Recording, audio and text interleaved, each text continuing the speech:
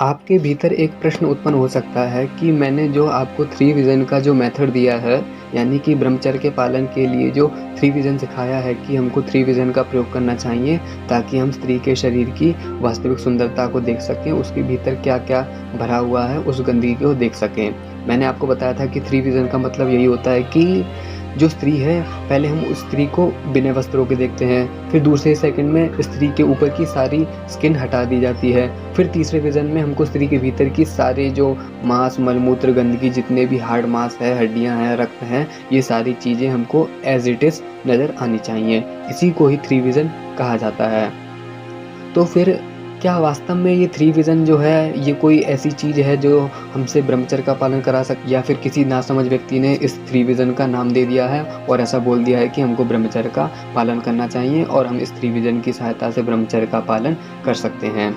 तो फिर ये जो दादा भगवान हैं, इन्होंने थ्री विज़न का प्रयोग बताया कि हमको थ्री विज़न के द्वारा अपने मन में किस प्रकार से जागृति लानी चाहिए और किस प्रकार से हम ब्रह्मचर्य का पालन कर सकते हैं। लेकिन इससे पहले भी जो ब्रह्मचारी लोग हुए हैं, ब्रह्मचारी पुरुष हुए हैं, वह भी ऐसी मानसिकता रखते थे जिससे हमको पता चले कि वह भी यह बात बताना चाहते थे कि स्त्री सुंदर है ही नहीं। हम जो वास्तव में स्त्री की सुंदरता के पीछे इतने पागल हो जाते हैं, वास्तव में ऐसी सुंदरता है ही नहीं। हम अपने अज्ञान की वजह से स्त्री की तरफ अट्रैक्ट होते हैं। जो स्त्री के भीतर जो एनर्जी जो है, उसके भीतर के जो परमाणुओं की जो एनर्जी है, उस एनर्जी की वजह से हम अट्रैक्ट होते हैं। तो फिर कुछ ऐसे प्रसंग हैं जिसके माध्यम से हमको पता चलेगा कि वास्तव में जो थ्री विज़न जो है, वह स्त्री की जो आंतरिक जो स्थिति है उसको बताने के लिए होता है। और भी जो महात्मा पुरुष हुए हैं, उन्होंने भी बताया है कि स्त्री सुंदर नहीं है। एक बार की बात है कि जो महात्मा बुद्ध हैं, वह प्रवचन दे रहे थे कि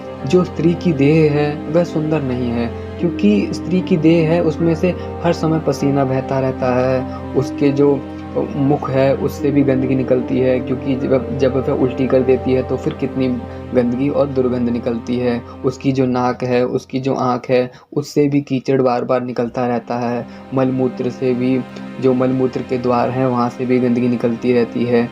और इस तरीके का प्रवचन देते-देते वह यह कह रहे थे कि इतनी सारी गंदगी होते हुए भी कोई भी स्त्री अपने आप को इतना रूपवती समझती है कि वास्तव में वह सुंदर है। और इस तरीके का प्रवचन चल रहा था और वहीं पर पास में एक वेश्या आकर खड़ी हो गई थी।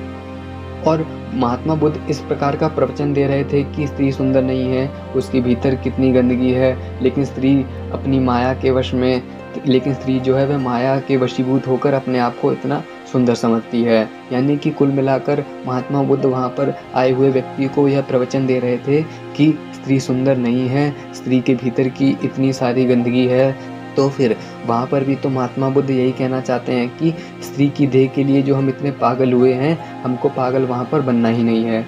वहाँ पर भी तो महात्मा बुद्ध ही स्त्री की सुंदरता के बारे में बता रहे हैं, स्त्री की देह के बारे में बता रहे हैं। तो फिर कुल मिलाकर बात तो यही हुई कि वहाँ पर भी महात्मा बुद्ध जो हैं वह थ्री विज़न के बारे में बता रहे हैं कि हमको स्त्री के शरीर के भीतर की जो सुंदरता है, उसके भीतर का जो हार्ड मांस है उसको देखना चाहिए। हमको ऊपरी जो चमड़ी है उसको देखकर आकृष्ट नहीं होना चाहिए, उसके भीतर की जो गंदगी है उसको भी देखना चाहिए। तभी हमारे भीतर ज्ञान उत्पन्न होगा और हम ब्रह्मचर्य का पालन कर पाएंगे। इसी तरीके से एक प्रसंग और आता है जहाँ पर ओशो कहते हैं कि एक बाबा था, यानी कि एक महात्मा थे, वह ध्यान कर रहे थे और उनके ध्यान को भंग करने के लिए उनके सम्मुख एक अप्सरा आई और अप्सरा ने उनका ध्यान भंग कर दिया।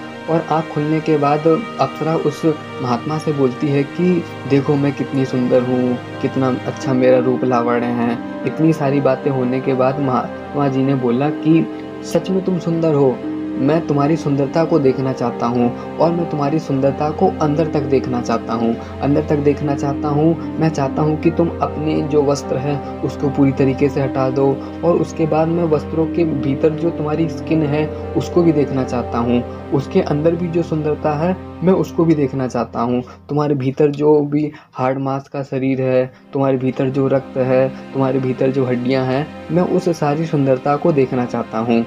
इस तरीके से कहते हुए महात्मा बुद्ध उस स्त्री की तरफ भागे। और जैसे ही उस महात्मा ने उस स्त्री को बोला कि मैं तुम्हारे अंदर तक की सुंदरता को देखना चाहता हूँ, यानी कि स्त्री समझ गई कि ये तो मुझको काट डाल के मेरे भीतर की जो भी सुंदरता है उसको देख लेना चाहता है और वह अप्सरा भी वहाँ से भाग खड़ी हुई। तो फिर इस कहानी से भी तो हमको यह समझ में आता है कि जो महात्मा थे उनकी बुद्धि तीव्र थी और वह ब्रह्मचारी थे और वह समझ गए थे कि यह स्त्री अपनी ऊपर की सुंदरता दिखाकर मुझको मोहित करना चाहती है। लेकिन जो महात्मा थे वह वहाँ पर मोहित नहीं हुए। उन्होंने बोला, ठीक है, तुम सुंदर हो, मैं तुम्हारी सुंदरता को देखना चाहता हूँ। तुम अपने सारे वस्त्र हटा दो, मैं तुम्हारी सुंदरता देखना चाहता हूँ। अब उसके बाद मैं तुम्हारे उसके अंदर की भी सुंदरता देखना चाहता हूँ। यानी कि स्त्री की जो देह के जो अंदर की जो वास्तविकता है मैं उसको देखना चाहता हूँ। तुम्हारे अंदर का जो भी मांस है, तुम्हारे अंदर की जो भी हड्डियाँ हैं, तुम्हारे अंदर का जो भी रक्त मलमूत्र है, मैं उन सबको देखना चाहता हूँ। तो फिर ऐसी बातें सुनकर जो अप्सरा थी वह भी पूरी तरह से भयभीत हो गई और वह सोचने लगी कि कहीं यह महात्मा मुझे काट के मेरे भीतर की सारे अवगुण, सारी मांस, सारे हड्डी, इन सबको कहीं ना देखे ले, इसलिए वह अपनी जान बचाकर भाग गई थी। तो फिर इन सारी बातों से, इस कहानी से तो यही सिद्ध होता है कि जो थ्री विज़न है वह वास्तव में रियल चीज़ है। और बाकी तो ये होता है कि सभी लोग जानते हैं कि स्त्री का शरीर सुंदर नहीं है, लेकिन फिर भी हम उसकी तरफ अट्रैक्ट हो जाते हैं। तो ऐसा इसलिए होता है क्योंकि हम बस जानते हैं, हमारे भीतर ज्ञान थोड़ी उत्पन्न हुआ है। जब हमारे भीतर ज्ञान उत्पन्न हो जाता है तो फिर हमको यह बात सच में समझ में आने लग जाती है और हम ब्रह्मचर्य का पालन करने लग जाते हैं। इस वीडियो में मैं यही बताना चाहता था कि जो थ्री विज़न है वह रियल चीज़ है। उसका जब हम पालन करते हैं, जो मैंने बताया है उस तरीके से पालन करते हैं, तो फिर ब्रह्मचर्य का पालन करना सरल हो जाता है।